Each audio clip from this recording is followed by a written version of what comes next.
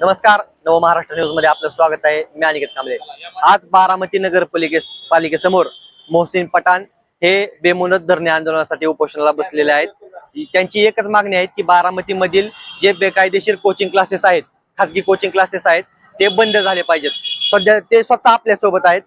काय सांगाल तुम्ही? बारामती नगरपालिकेसमोर बेमुदत धरणे आंदोलनासाठी बसलेला आहे आणि तुमची मागणी आहे की बारामती जे खाजगी कोचिंग क्लासेस आहेत ते बंद झाले पाहिजेत. काय हे सगळं प्रकरण आहे? मुळात महाराष्ट्र सरकार किंवा महाराष्ट्र शासन खासगी कोचिंग क्लास अकॅडमी चालवायला कुठलीही परवानगी देत नाही.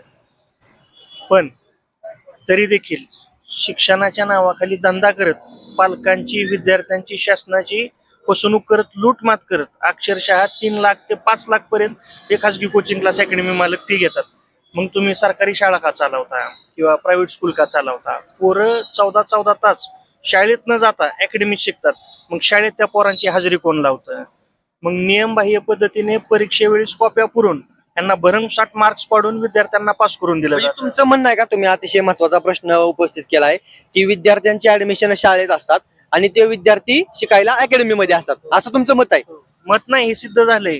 मी गेल्या फेब्रुवारी 2023 पासून याच विषयी मांडतोय. पुणे जिल्हा शिक्षण अधिकारी डॉक्टर भाऊसाहेब कारेकर यांनी बायोमेट्रिक हजेरी कंपल्सरी केली. पण बायोमेट्रिक हजेरी कंपल्सरी करू पण पोरं अकॅडमीतच शिकतात, शाळेत जातच नाहीत. मग ह्याला जबाबदार कोण? म्हणजे कुठल्याही विद्यार्थ्याला 75% हजेरी ही परीक्षेसाठी बसण्यासाठी कंपल्सरी असते. पण पोरग जर शाळेतच जात नाही, मग त्याची हजेरी लावतो कोण? मग हे अकॅडमीवाले काय करतात? आपल्या अकॅडमीचं नाव वाढवण्यासाठी, आपल्या अकॅडमीत ऍडमिशन वाढवण्यासाठी परीक्षेवेळी विद्यार्थ्यांना कॉप्या पुरून भरमसाठ मार्क्स पाडून दिले जातात. याच्यामध्ये कोणकोणत्या अकॅडमीच्या बारामतीतला समावेश आहे? मी सगळ्याच अकॅडमी ह्यामध्ये समावेश आहेत, कारण शासन अकॅडमी चालवण्यासाठी कुठलीच परवानगी देत नाही. सगळ्यात जर अकॅडमी बेकायदेशीर असतील मग त्या चालवतात कुठल्या जीवावर? हे लोक काय करतात? फक्त शॉप ऍक्ट काढून हे म्हणतात आमची प्रायव्हेट लिमिटेड कंपनी. मग हे लोक अकॅडमीत शिकणारे विद्यार्थी ह्यांचे बाल कामगार आहेत का त्या कंपनीचे प्रोडक्ट आहेत हे मला कळत नाही.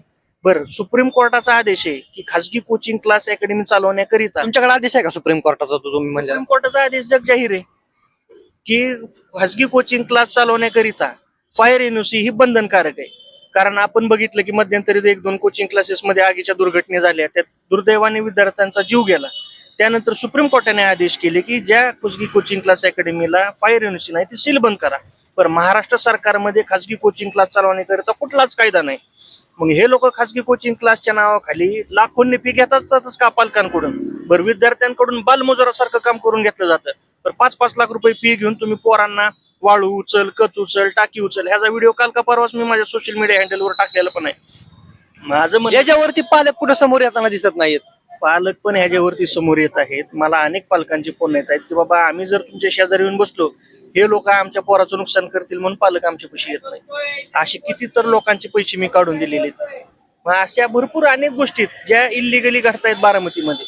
आता ह्या बारामती नगर परिषदेने 23 पासून आदेश दिलेले आहेत की तुम्ही खासगी कोचिंग क्लास सील बंद करा म्हणून. त्याच्यावर माझे 6 उपोषण झाले. पण जो अग्निशामक अधिकारी होता त्या अधिकाऱ्याने नियमबाह्य पद्धतीने डेलिगेशन ऑफ पॉवर नसतानाही खासगी कोचिंग क्लास अकॅडमी यांना फायर एनओसी दिली. बरं, त्या अग्निशामक अधिकाऱ्यावर दोषारोप पत्र दाखल स्वतः DMA यांनी केलं. पण ते करूनही खासगी कोचिंग क्लास अकॅडमी बंद होईनात. मग आम्ही मुख्य अधिकारी पंकज भुसे यांना निवेदन दिले याबाबत, आपण हे सील बंद करा. तर त्या अधिकारी यांना काही कारवाईच करत नाही. नेमकं तुम्ही ज्या सगळ्या गोष्टीचा पाठपुरावा केलेला आहे त्याची आज डॉक्युमेंट आपल्या समोर आहेत, नेमकी त्याची काय माहिती आहे ती आमच्या प्रेक्षकांना कळू. हे बघा, नियमबाह्य पद्धतीने ज्या फायर एनओसी अग्निशामक अधिकारी पद्मनाभ कुल्लरवर यांनी ज्या दिल्यात त्यांची विभागीय चौकशी बसली आणि त्यांच्यावर स्वतः दोषारोप पत्र दाखल केलंय अभिषेक कृष्णा, आयुक्त नगरपालिका प्रशासन संचालनालय मुंबई. म्हणजे एखादा अधिकारी त्याच्यावर दोषारोप पत्र दाखल होतंय आणि त्यात स्पष्ट लिहिलंय की ह्यांनी नियमबाह्य पद्धतीने फायर एनओसी दिल्यात. अधिकाऱ्यावर कारवाई झाली का?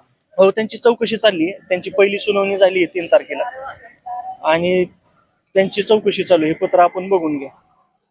3 तारखेला त्यांची पहिली सुनावणी झाली आणि दुसरी सुनावणी आता येत्या 6 तारखेला. तुम्हाला काय वाटतं आता बारामतीमध्ये सगळं म्हणजे खासगी कोचिंग क्लासेस चालू आहे, याच्यावर बारामती प्रशासनाने काय कारवाई केली का? बारामती प्रशासनाने कारवाईचं फक्त ढोंग केलं. कारण हा विषय पंचायत समिती बारामती, शिक्षण विभाग, नगरपालिका यांच्या अतिरिक्त हा विषय येतो. पण पंचायत समितीचे लोक म्हणतात की ह्याला आम्ही मान्यताच देत नाही. बारामती नगर परिषद म्हणते आम्ही ह्याला मान्यता देत नाहीत. मग हे जर तुम्ही मान्यताच देत नाही म्हणता मग हे खासगी कोचिंग क्लास अकॅडमी कोणाच्या जीवावर चालताय? खऱ्या अर्थानं यांनी सांगितलेलं आहे की बारामतीमध्ये खाजगी कोचिंग क्लास हे पालकांकडून विद्यार्थ्यांच्या फी साठी लूट केली जाते. पालकांना आमिषाला बळी पाडून त्यांची देखील म्हणजे त्यांच्या खिशाला चुना लावला जातो असं या निमित्तानं उपस्थित होते. दुसरीकडे विद्यार्थ्यांकडून काम करून घेतलं जात आहे असा देखील धक्कादायक खुलासा त्यांनी यामध्ये केलेला आहे. कॅमेरा पर्सन सह मी अनिकेत कांबळे, नव महाराष्ट्र न्यूज, बारामती.